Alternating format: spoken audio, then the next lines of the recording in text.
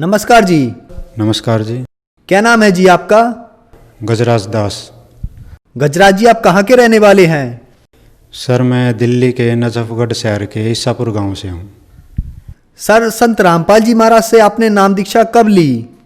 दास ने संत रामपाल जी महाराज से नाम दीक्षा 6 अप्रैल 2012 को ली थी जी। सर, संत रामपाल जी महाराज से नाम दीक्षा लेने से पहले आप कोई भक्ति साधना भी करते थे? जी सर जी, पहले मैं ये हनुमान जी की भक्ति साधना करता था। मैंने 8 साल के करीब हनुमान जी के मंगलवार के व्रत भी किए हैं और बाद में मैं हनुमान चालीसा और साथ में शिव चालीसा भी करनी शुरू कर दी थी। वो इसलिए कि मेरी यूनिट में, मैं आर्मी का जवान हूँ, अभी एक्स सर्विसमैन हूँ, लेकिन मेरी यूनिट में एक पंडित जी थे, शुक्ला जी। उन्होंने हाथ देख के बताया कि भाई तेरी तो ऐसे ऐसे 35, 45 या 55 में कोई भयानक एक्सीडेंट होगा और तेरी मौत हो जाएगी, तो उसका तुम मृत्युंजय जाप किया करो और ये शिव चालीसा किया करो। तो हनुमान जी की चालीसा तो मैं पहले करता था, शिव चालीसा भी साथ में शुरू कर दी। तो ये करते करते मैं कर रहा था, मैंने इतना किया भगत जी। सर, आपने बताया कि आपने हनुमान जी के व्रत किए, हनुमान जी की भक्ति की, मृत्युंजय जाप भी किया, तो इन सब भक्ति साधनाओं से आपको क्या क्या लाभ हुए? भगत जी, लाभ तो कुछ ज़्यादा नहीं, लेकिन ऊपर से घर में बीमारियां कुछ ज़्यादा हो गई थी। जैसे मेरे फादर हैं, मेरे फादर को पेट में एक पस की बीमारी होती है, जो अचानक खून निकल जाना और लेटरिन पेशाब में खून आता था, जो कि अगर उसका ऑपरेशन हुआ बेस हॉस्पिटल में मेरे थ्रू, मेरे फादर थे, और आरआर हॉस्पिटल में, और उसके 4-5 ऑपरेशन हुए। ऑपरेशन होने के बाद भी आज भी अभी तक उनकी कंडीशन इतनी ख़राब थी कि वो खाना खाने के समय भी बीच में भाग के लेटरिन जाते थे। आधी रोटी खा पाते हैं और भाग के लेटरिन चले जाते हैं, मतलब पेट में कुछ रुक नहीं पाता था। एक चाय का कप पिया, ख़त्म होते ही फिर टॉयलेट फ्रेश होने के लिए भाग जाते थे। सर, आपके भक्ति साधना करने से भी आपके पिताजी के साथ ये पस की परेशानी रही, खून आना और कुछ नहीं पचना, तो फिर संत रामपाल जी महाराज के बारे में जानकारी आपको कैसे मिली? सर जी, मैं अपनी आर्मी ड्यूटी में एक बार बंगाल के सिल्लीगुड़ी शहर में था, जो कि एनजेपी रेलवे स्टेशन से कनेक्ट है। सिल्लीगुड़ी के जंगल में बंगला, उधर हमारा इंजीनियर डेट था, वहाँ पे मैं ड्यूटी में था। तो 54 इंजीनियर रेजिमेंट के एक हवलदार जी थे हरियाणा के, उन्होंने आकर के मुझे गुरुजी का ज्ञान बताया, जबकि मैं उस समय मंदिर में शिव चालीसा और हनुमान चालीसा किया करता था सुबह शाम 1-1 घंटा। और तब उनकी आरती मैंने सुनी। तो मैं ईसापुर गांव से बिलोंग करता हूं। हमारे यहाँ पे संत गरीबदास जी महाराज जी की मानता थी।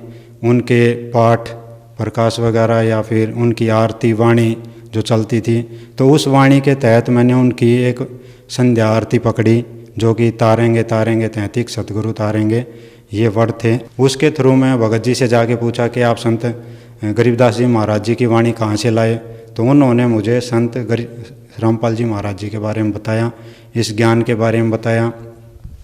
फिर मैंने ज्ञान सुना, ज्ञान सुनने के बाद मना कर दिया कि ऐसा तो कोई ज्ञान हो ही नहीं सकता। फिर उन्होंने ठोस जोर तरीके से दे करके मुझे बताया कि अगर संत रामपाल जी महाराज ये बात बोलते हैं और आप नहीं मानते, तो सोच लो संत गरीबदास जी महाराज भी सारे झूठे हैं, क्योंकि सारे ग्रंथ वगैरह ये सब संत गरीबदास जी महाराज जी ने छुड़ानी वाले ने लिखे थे, और हम उनकी मान्यता में तकरीबन 8 पीढ़ी से लगे हुए थे। तो इस वजह से फिर मैंने संत रामपाल जी महाराज का एक मेमोरी कार्ड उन भगत जी से, रमेश भगत जी से लिया, और मैंने 2 बार उनको सुना। सुनने के बाद में फिर एक ठोस निर्णय किया कि जो संत रामपाल जी महाराज बताते हैं कि भाई यजुर्वेद के अध्याय नंबर ये है, मंत्र नंबर ये है, सूक्त नंबर ये है, मंत्र नंबर ये है, आप चाहो तो खोल के पढ़ लो। कुछ गीता जी के श्लोक थे, कुछ देवी पुराण में था। तो ये सारे कुछ धीरे धीरे मंदिर में हम जाते थे, मंदिर में ये किताबें वगैरह रखी रहती थी, तो वहाँ पे हमने चेक वगैरह करके थोड़ा बहुत मिलाने के बाद में 6 अप्रैल 2012 को ही मैंने संत रामपाल जी महाराज से सतलोक आश्रम बरवाड़ा में जाकर के नाम दीक्षा प्राप्त की। सर, संत रामपाल जी महाराज से आपने 2012 में नाम दीक्षा ली, तो क्या संत रामपाल जी महाराज से नाम दीक्षा लेने के बाद आपको कोई लाभ प्राप्त हुए? जी सर जी, बहुत लाभ हुए। पहला तो ये कि मैं जून 2013 में छुट्टी आया था 40 दिन की अपना घर बनाने के लिए तो जो कि जुलाई और अगस्त के फर्स्ट वीक में ख़त्म हो गई थी। फिर मैंने छुट्टी बढ़वाने की 20 दिन की रिक्वेस्ट किया अपने कंपनी कमांडर से। उस समय मैं आरआर में था, आरआर में ड्यूटी कर रहा था, आरआर से छुट्टी आया था, तो उन्होंने छुट्टी बढ़ाने के लिए मना कर दिया। फिर मेरे घर का दरवाज़ा नहीं लगा था, मेन गेट नहीं लगा था, हम पड़ोसी के घर पर रह रहे थे, घर में अभी लिपाई वगैरह चल रही थी, प्लास्टर वगैरह। तो मैंने उनको आने से मना कर दिया कि सर पहले मैं अपने बीवी बच्चों को यहाँ पे घर का दरवाज़ा गेट वगैरह लगा के अच्छी तरह घर में सेटल करके तब आऊँगा, नहीं तो फिर सेना में ड्यूटी पर आने का कोई फ़ायदा नहीं है अगर बीवी बच्चे पड़ोसी के घर रहेंगे तो मेरी वाइफ ने भगतमती ने पूछा कि जो आप नहीं जाओगे तो आप पे क्या दोष लगेगा या कितनी सज़ा मिलेगी। तो उस समय मैंने नॉर्मली बताया था कि ज़्यादा नहीं है, ऐसे इतने दिन का पे फाइन वगैरह, या फिर हो सकता है 20,000 से 40,000 तक का पे फाइन वगैरह हो जाए। तो भगतमती ने क्या किया कि गुरुजी को अरदास लगा ली कि परमात्मा घर बनाया है, वैसे ही जेब खाली हो जाती है, इस समय में 40,000 रुपये और कट जाएंगे तो फिर आगे कैसे गुजारा चलेगा। तो वहाँ पे फिर मैंने भी भगतमती को देखकर परमात्मा से अरदास की कि मालिक मैं आपके ज्ञान को देख कर आपकी शरण में आया था और मैं झटका देखना चाह रहा हूँ परमात्मा कि आर्मी का एक रजिस्टर्ड डॉक्यूमेंट होता है जिसमें OSL लिख दिया तो लिख दिया, किसी की हिम्मत नहीं कि उस डॉक्यूमेंट को कोई काट पीट कर दे। परमात्मा मेरे को बचा लो, मेरे को सज़ा नहीं होनी चाहिए, बाकी जो करना मालिक आप करो। ये अरदास करके 70वें दिन मेरा OSL का चल रहा था। हम नॉर्मली अपनी भक्ति किया और शाम को सत्संग देखा और आराम से संध्या आरती करके हमने खाना पीना खा के सो गए। सुबह उठे तो अपना नॉर्मल रूटीन में 8 बजे मेरे पास फ़ोन आया कि भाई गजराज तू कहाँ है, जिंदा है, मर गया है, क्या स्थिति है, अभी तक तू जम्मू नहीं पहुँचा। हम जम्मू ट्रांजिट कैंप पहुँच के रिपोर्ट करते थे।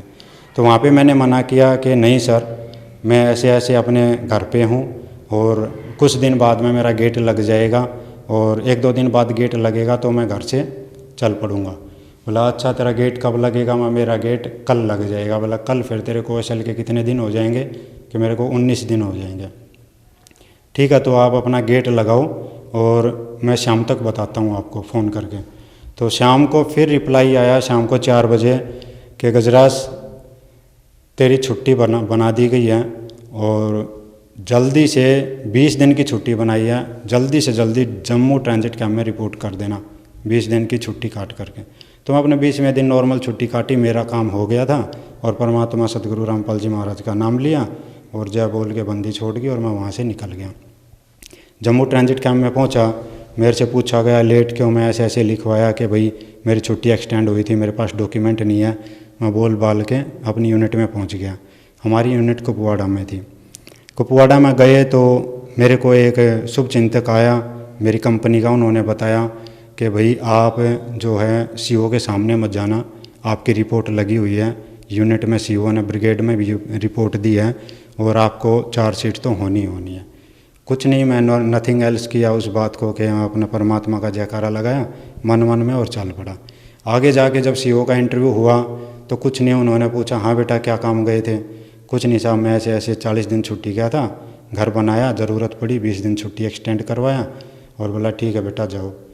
तो सर जी जो मेरे को सज़ा मिलनी थी, मेरी चार्जशीट होनी थी, वहाँ पे संत रामपाल जी महाराज जी की दया से मेरे को इतना बड़ा लाभ मिला कि वहाँ पे मुझे किसी ने यूनिट वालों ने फिर बाद में टोका भी नहीं कि आप लेट क्यों हुए, ऐसा क्यों हुआ। मालिक ने संत रामपाल जी महाराज जी की दया से किसी ने मेरे को पूछा नहीं और बोला जा बेटा अपनी ड्यूटी कर, आराम से रह। और दूसरा लाभ ये था सर जी के मई 2013 में वहाँ पे बर्फ़ का लास्ट सीज़न चल रहा होता है उस समय में। तो बर्फ़ के लास्ट सीज़न में मैं अपनी ड्यूटी के दौरान मैं और मेरा ड्यूटी JCO सूबेदार हम दोनों के दोनों ऊपर पहाड़ी पे गए हुए थे पोस्ट के ऊपर।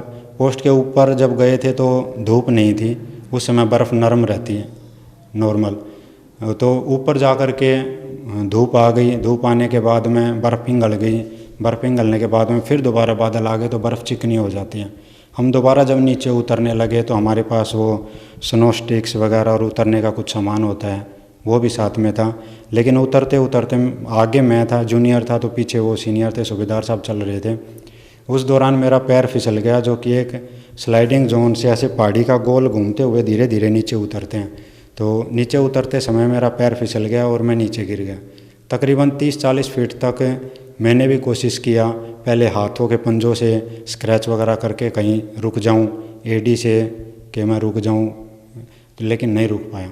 फिर लास्ट में जब मैंने देखा नीचे की तरफ के नीचे तकरीबन 500 मीटर की खाई थी और मेरा एंड हो गया।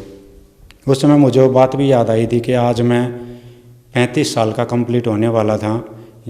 2 या 3 दिन बचे थे मेरी उम्र में, तो 35 साल का कंप्लीट होने वाला था। तो मेरे को बात भी याद आई, लेकिन याद आते ही फिर मैंने गुरुजी का नाम लिया कि बंदी छोड़ सतगुरु रामपाल जी महाराज बचाओ। यकीन मानना सर जी कि इतना जल्दी तो कोई डिस्क ब्रेक वाला भी नहीं रोक पाएगा जितना जल्दी मेरे संत रामपाल जी महाराज परमात्मा स्वरूप ने मुझे बचाया। और अचानक एक जगह ऐसा जो पत्थर था, पत्थर के नज़दीक जाके बिठाया और बिठा करके पत्थर मेरा, जब मेरी एकदम आँख खुली तो पत्थर ऐसे साथ में था, पत्थर का ऊपर किनारा, और मैं पकड़े हुए बैठा था।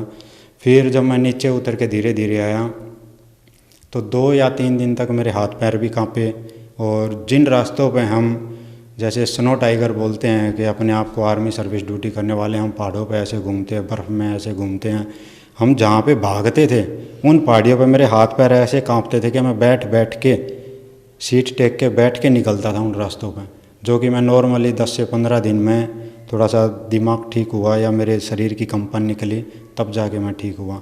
और इसका सबसे बड़ा फ़ायदा ये भी था दूसरा। और तीसरा ये कि जो मेरे साथ में पोस्ट पे थे, जो जवान रहते थे, एक सूबेदार साहब रहते थे, जब मैं अपनी सुबह की संध्या आरती और शाम की संध्या आरती वगैरह करता था तो बोलते थे, अरे वो रामपाल वाला फिर शुरू हो गया, रामपाल वाला फिर शुरू हो गया, यानी जो भी कुछ अपने कमेंट हैं वो कमेंट वगैरह करते रहते थे। लेकिन ये जब बात उन्होंने सूबेदार साहब ने अपने मुंह से बताई कि भाई ये तो जवान गिर गया था, और इन्होंने मेरे सामने संत रामपाल जी महाराज जी बचाओ का नारा लगाया, ज़ोर से चिल्लाया, उसके बाद में मैंने खुद देखा कि ये खुद रुक गया। इसके आगे पीछे कोई स्पॉट नहीं थी कि अचानक कैसे रुक गया, मैं आज तक ताज्जुब में हूँ। और उसी बात को मद्देनज़र रखते हुए सारे जवानों ने मुझसे कमेंट करना भी बंद कर दिया था कि भाई हम तो इसके गुरुजी को मान गए, इसका गुरुजी का नाम लेते ही ये बच गया, नहीं तो ये मान लो कि 450-500 मीटर की हाइट से गिरना तो मेरी हड्डियाँ चुगनी पड़ जाती या फिर बॉडी किसी काम की नहीं थी। अब सबसे बड़े फ़ायदे ये 3 हुए सर जी। सर, आपने बताया कि आप आर्मी में एक्स सर्विसमैन हैं, और जब आपने संत रामपाल जी महाराज से नाम दीक्षा ली, उसके बाद संत रामपाल जी की दया से आपको जीवन दान मिला। आप 500 मीटर ऊंची पहाड़ी से गिर गए थे और कोई सपोर्ट नहीं था। उसके बावजूद संत रामपाल जी का नारा लगाने के बाद आपको संत रामपाल जी ने बचा लिया। तो जो श्रद्धालु आपको सुन रहे हैं, आप उन्हें क्या संदेश देना चाहेंगे? सभी से मैं ये प्रार्थना करना चाहूँगा कि संत रामपाल जी महाराज का सत्संग सुने, इनकी शरण में आए, नामदान लें और अपने जीवन का कल्याण करवाएं। सर, संत रामपाल जी महाराज से नाम दीक्षा कैसे ले सकते हैं? बिल्कुल आसान है सर जी कि आप यूट्यूब पे सर्च मारो, संत रामपाल जी आ जाएंगे। आप गूगल पे सर्च मारो, संत रामपाल जी आ जाएंगे। आप टीवी चैनल देखो, आज 13 चैनल पे संत रामपाल जी महाराज जी का सत्संग आ रहा है, तो आप वहाँ पे देखो। बाकी एक संत रामपाल जी महाराज जी का जब भी सत्संग चल रहा होगा टीवी पे, तो वहाँ पे नीचे एक स्लाइड चलती है, उस स्लाइड में आश्रम के नंबर चलते हैं। आप उन नंबरों पे कॉल करो, और बाकी साइड पे भी नंबर मिल जाएंगे, आप उन नंबरों पे कॉल करो। कॉल करके पूछो कि आपके शहर में, सिटी में, गांव में, देहात में, जहां भी नज़दीक आप अपने एड्रेस हैं, वहां पे संत रामपाल जी महाराज जी का नामदान केंद्र खुला हुआ है। आप अपने नज़दीक के नामदान केंद्र पर जाएं और वहां पे नामदान लेके अपने जीवन का कल्याण करवाएं। धन्यवाद सर। सत्साहिब जी।